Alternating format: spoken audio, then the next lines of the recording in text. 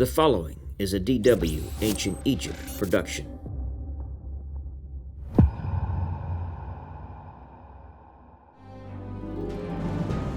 Initially, Amenhotep IV lived with Nefertiti and his 6 daughters at Thebes.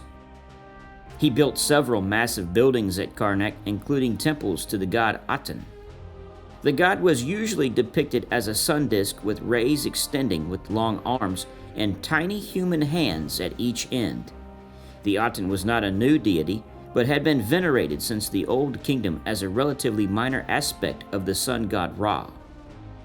Year 5 of Amenhotep IV's reign changed everything.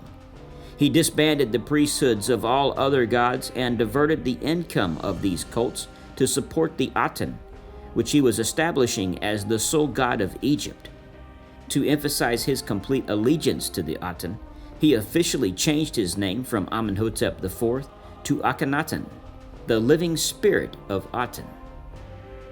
He also began construction of a new capital called Akhetaten, the horizon of the Aten. Known as el-Amarna, it was a virgin site not previously dedicated to any gods or goddesses. To speed up construction of the city, which was located halfway between Memphis and Thebes, most of the buildings were erected with mud brick and whitewashed. The most important buildings were faced with local stone. Amarna is the only ancient city which preserved great details of its internal plan, in large part because the city was abandoned after the death of Akhetaten. Bob Breyer notes, Akhetaten was an entire city built at one time to the glory of one god. This was a first for the history books. Akhenaten centralized Egyptian religious practices in Akhetaten, though construction of the city remains to have continued for several more years. His temples to Aten were constructed on a massive scale and were open to the sunlight, unlike the dark temple enclosures as before.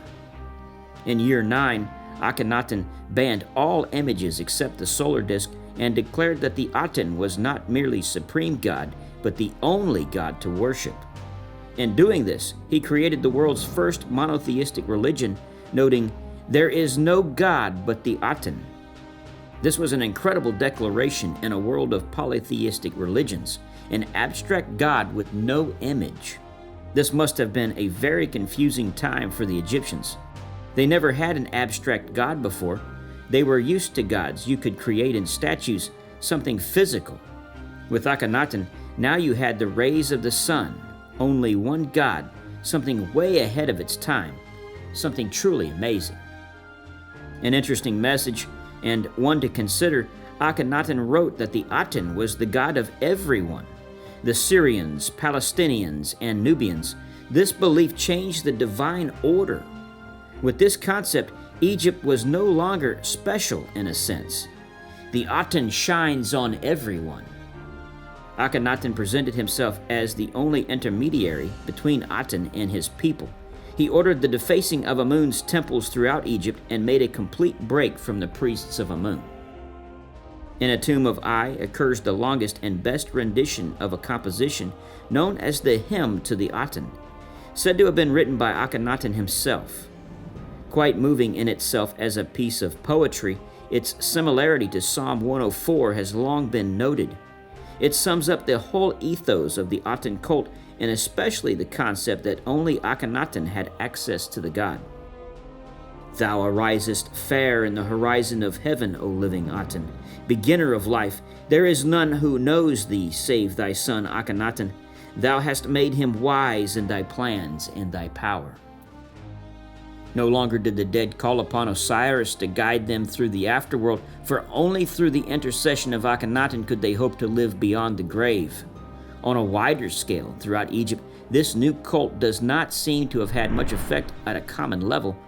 Ordinary people had little to do with the religious establishment anyway, and these changes only affected the high days and holidays. The standard bureaucracy continued to run the country while Akhenaten coveted his god. While isolating himself in his new capital, he increasingly left the government and diplomats to their own devices. The civil administration of the government was run by his chief minister Ai, Akhenaten's father-in-law. The military was controlled by General Horemheb, who had married Nefertiti's sister. Both men were to become pharaoh before the 18th dynasty ended. This pair of closely related officials no doubt kept everything under control in a discreet manner, while Akhetaten pursued his own philosophical and religious interests. This wasn't perfect, however. Egypt was still being ignored. Without a strong leadership in the political field, Egypt began to lose foreign connections and began to become isolated from the rest of the world. The military, although still strong, was also being neglected.